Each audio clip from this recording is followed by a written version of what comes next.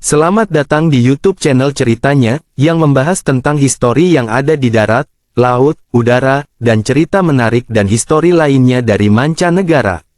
Tan Malaka, nama lengkap Ibrahim Datuk Tan Malaka, lahir pada tanggal 2 Juni tahun 1897 di Pandan Gadang, Sumatera Barat.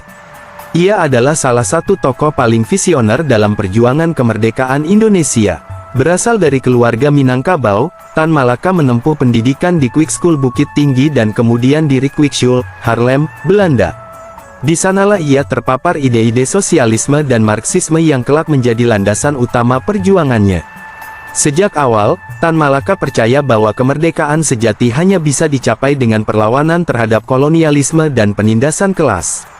Setelah kembali ke Indonesia, Tan Malaka bergabung dengan Sarekat Islam dan kemudian aktif dalam Indische Sosiaal Democratische Vereniging (ISDV) cikal bakal Partai Komunis Indonesia.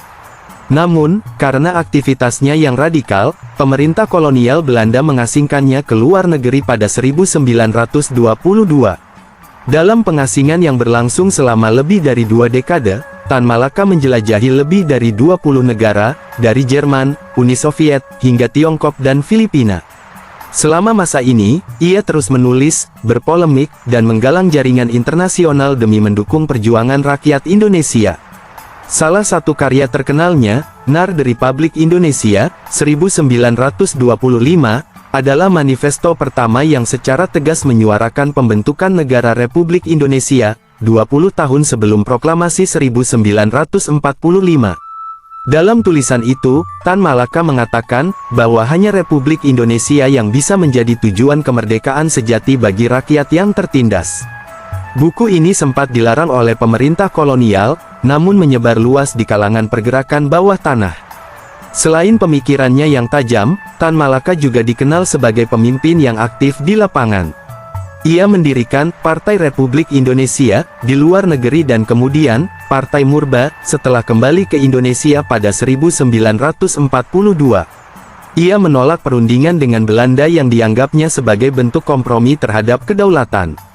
Pandangan ini membuatnya berselisih dengan tokoh-tokoh seperti Soekarno dan Hatta, yang memilih jalan diplomasi dalam mempertahankan kemerdekaan.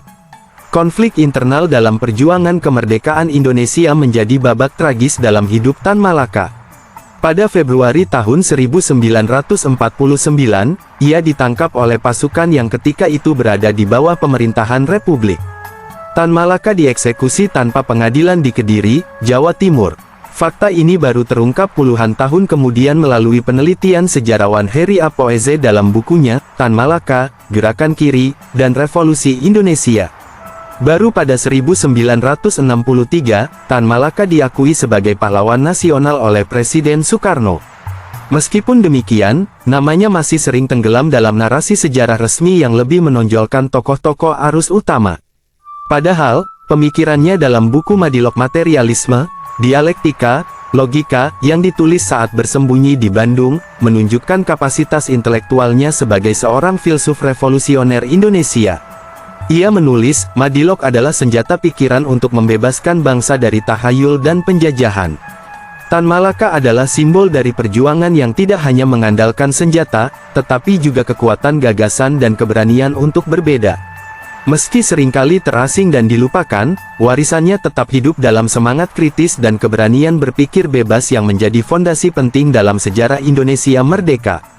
Jangan lupa subscribe, like, dan komen. Dan juga terima kasih telah support channel Ceritanya untuk terus membuat konten menarik dan histori lainnya.